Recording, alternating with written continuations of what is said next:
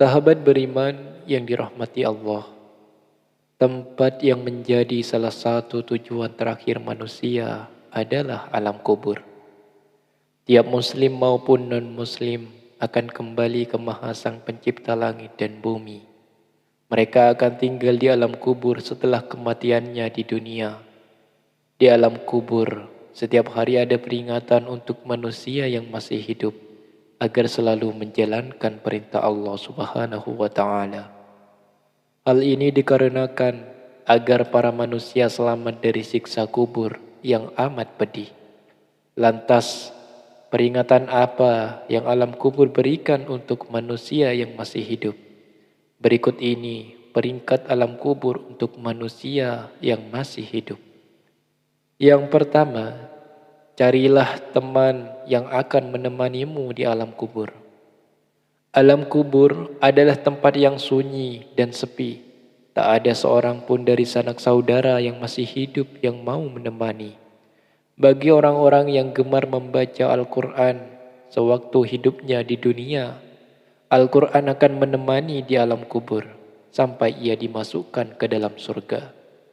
Yang kedua, carilah penerang yang akan menerangimu di alam kubur.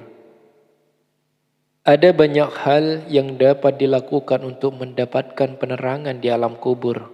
Salah satunya adalah dengan mengerjakan sholat.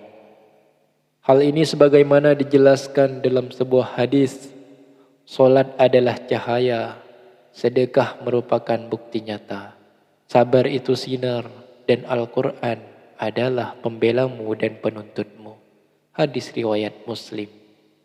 Yang ketiga, carilah alas tidur untuk alasmu di alam kubur. Amal soleh dan kebaikan-kebaikan yang dilakukan selama hidup di dunia nantinya akan menjadi alas tidur bagi mayit di alam kubur. Salah satu amal soleh itu adalah membaca Al-Quran. Selain akan menjadi teman di alam kubur, Al-Quran akan memberikan alas tidur bagi si mayit kelak di alam kubur. Hal ini sebagaimana disampaikan oleh Al-Bazar dalam kitab Al-Ali Masnunah. Ia menjelaskan bahwa kelak Al-Quran akan menghamparkan tempat tidur dan permadani sutra yang penuh dengan kasturi dari Mala'ila A'la. Yang keempat, bawalah racun dari bumi untuk membunuh ular. Di alam kubur, bagi orang yang beriman, racun untuk membunuh ular di alam kubur itu adalah membaca Bismillahirrahmanirrahim.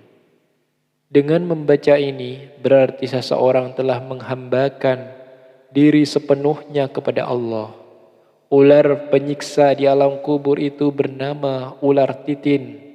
Kepedihan siksaannya sebagaimana dijelaskan dalam sebuah hadis dari Abdullah bin Abi Mulaikah berkata, saya mendengarkan Aisyah radhiyallahu anha berkata, orang-orang kafir akan disiksa pedih di kuburannya dengan dicabik-cabik oleh ular ganas yang botak. Lalu ular tersebut memakan orang itu dari kepala hingga kakinya. Kemudian orang itu kembali ke bentuk sempurna. Setelah itu dimakan lagi orang itu dari arah kaki sampai kepalanya. Lalu orang itu kembali ke bentuk sempurna.